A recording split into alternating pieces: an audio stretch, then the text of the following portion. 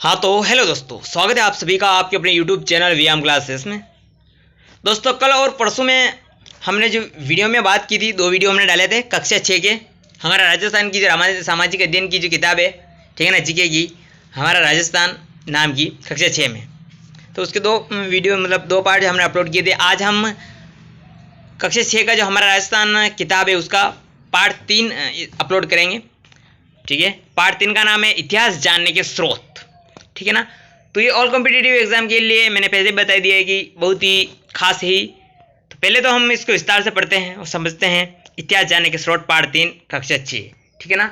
और राजस्थान जीके के लिए बहुत ही महत्वपूर्ण खास जो ताज़ा ढांचा है राजस्थान जीके का, खास बातें हैं वो इसमें दी होती है। ठीक है, तो पढ़ते हैं हम इतिहास जानने के स्रोत पार्ट 3 अध्याय। ठीक है, देखिए, प्राचीन काल के इतिहास के अध्ययन से हमें सभ्यता के क्रमिक विकास का ज्ञान होता है। ठीक है, इतिहास जानने के अनेक स्रोत हैं जिन्हें मुख्य दो भागों में विभक्त किया गया है, पुरातात्विक एवं साहित्यिक स्रोत। यानी इतिहास जो है वो हम दो तरह से जान सकते हैं, एक तो पुरातात्विक स्रोत और एक साहित्यिक स्रोत। ठीक है, अब पुरातात्विक स्रोत किसे कहते हैं वो देखते हैं। प्राचीन काल के वे अवशेष जिनसे हमें स्थान एवं घटनाओं के संदर्भों को समझने में सहयोग मिलता है उनको पुरातात्विक स्रोत कहते हैं। यानी प्राचीन काल के वे अवशेष, जो स्थान, जो घटनाएं जो होती है, आप देखते हैं कहीं भी पुराने जमाने की बातें होती है या पुराने जमाने की कहीं भी शिलालेख, नए नए चित्र, पुरानी चीज़ें देखते हैं ना, वो उससे हमें इतिहास का पता चलता है। हम कहते हैं ना, ये पुराने जमाने का ये पत्थर है, पुराने जमाने का ये, तो उसे पुरातात्विक स्रोत कहते हैं। ऐसे स्रोतों में अभिलेख, मुर्दा, स्मारक, कलाकृतियाँ एवं उत्खनन से प्राप्त सामग्री शामिल है। इसे तत्कालीन जन जीवन को समझा जा सकता है। पुरातात्विक स्रोत संक्षेप में इस प्रकार है।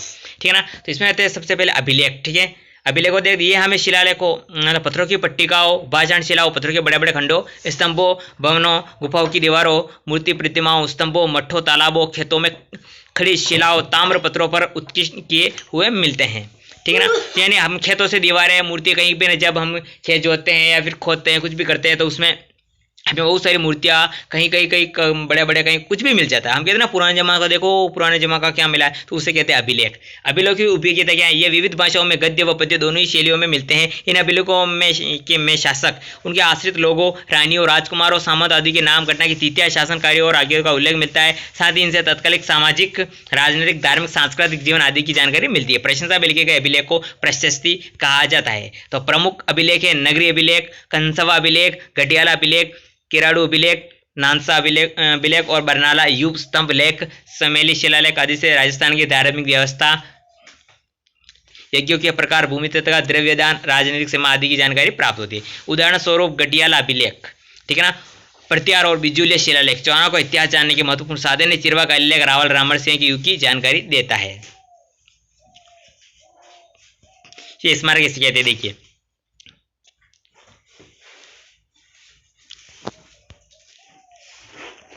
आंध्र प्रदेश स्मारक। राजस्थान के विभिन्न स्कारों में दुर्ग प्रमुख है, जिनमें चित्तौड़, जालौर, गागरोन, रणथंभौर, आमेर, मेहरागढ़, तारागढ़, कुंभलगढ़ आदि दुर्ग महत्वपूर्ण है। इनके अलावा भवन, राजा प्रसाद महल, सार्वजनिक भवन, स्नानागार, जनसाधारण के घर, विहार, मठ, चैत्य, स्तूप, समाधि मंदिर, बावड़ी, कूप आदि भी स्मारक है। यह हमें तत्कालीन स्थापत्य कला, धार्मिक विश्वास, उपासना पद्धति, चेतना, मनुष्य चेतना और समृद्धि का भी ज्ञान करवाते हैं। ठीक है, अब देखते हैं मुद्राओं अथवा सिक्कों, छापों या प्रतीकों से किसी भी काल विशेष की राजनीतिक, धार्मिक, आर्थिक स्थिति का पता लगता है।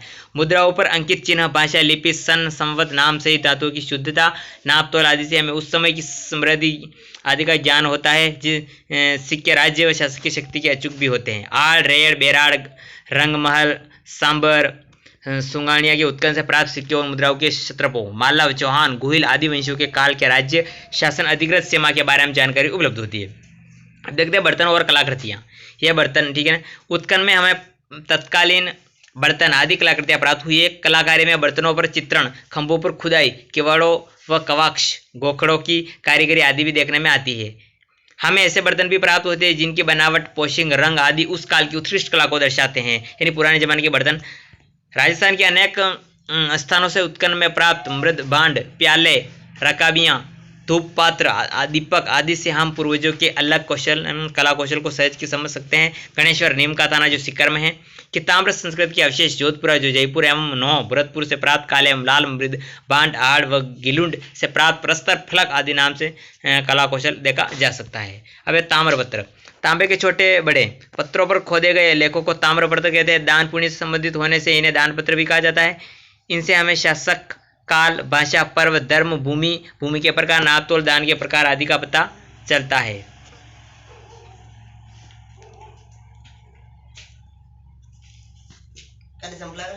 अब है साहित्यिक स्रोत, ठीक है ना। इतिहास जानने के साहित्य की भूमिका बहुत महत्वपूर्ण है। संस्कृत, हिंदी, राजस्थानी, उर्दू, फारसी में लिखा साहित्य प्रचुरता के साथ मिलता है। राजस्थान के प्राचीन इतिहास को जानने में वेद, पुराण, रामायण, महाभारत, बौद्ध एवं जैन धर्म से साहित्य मिलती है। यानी इतिहास से हमें जो जानकारी मिलती है वो खासकर वेद, पुराण, इतिहास, रामायण, बौद्ध धर्म, जैन धर्म जो है उनसे मिलती है। 12वीं शताब्दी के उत्तरार्ध में जनायकृत, पृथ्वीराज विजय, महाकाव्य से चाणक्य की उपलब्धियों का वर्णन मिलता है। जैन नयनचंद्र सूर्यकृत हमीर महाकाव्य से चौहानों के इतिहास के साथ साथ अलाउद्दीन खिलजी के रणथंभौर और विजय और समय की सामाजिक धार्मिक स्थिति की जानकारी मिलती है।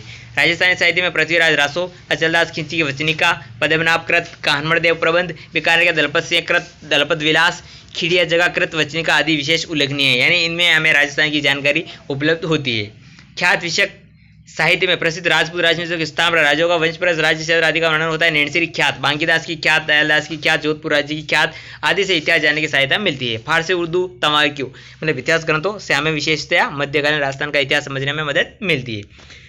कर्नल जेम्स टॉड कृत annals and antiquities of Rajasthan, ठीक है ना। कर्नल जेम्स टॉड की ये जो काव्य कृति है annals and antiquities of Rajasthan, इनमें ही इन्होंने राजस्थान को राजधानी या राजस्थान कहा था। सन 1829 यानी 1829 में ये किताबें प्रकाशित हुई थी लंदन से। पश्चिम भारत की यात्रा, बूंदी के महाकाव्य सूर्यमल मिश्रण का वंश भास्कर, कविराज श्यामलदास कृत जो है उनकी वीर विनोद, विश्वेश्वरनाथ रेवकृत मारवाड़ राज्य का इतिहास, गौरीशंकर हीरानंद ओझा लिखित उदयपुर, जोधपुर, सिरे, डूंगरपुर, बांसवाड़ा प्रताप के इतिहास ग्रंथ उल्लेखनीय हैं, ठीक है ना। तो देख लीजिए जो है कवि राज श्यामलदास ऐसे लिखते हैं। महोपाध्याय, गौरीशंकर हीरानंद ओझा और कर्नल जेम्स टॉड की तस्वीरें दी हुई है आपके सामने। तो अब इनकी शब्दावली देख लेते कि अभिलेख का मतलब होता क्या है। देखिए अभिलेख का मतलब होता है ताम्रपत्र, पत्थर आदि पर खुदा हुआ जो लेख होता है उसे अभिलेख कहते हैं। हम कहीं पर देखते हैं पत्थरों के बड़े बड़े पट्टियों पर कुछ लिखा हुआ था, ये ऐसे है वो वैसे है, उसके बारे में किसने बनवाया, कब बनवाया, तारीख वार सब लिखा होता है, उसे अभिलेख कहा जाता है।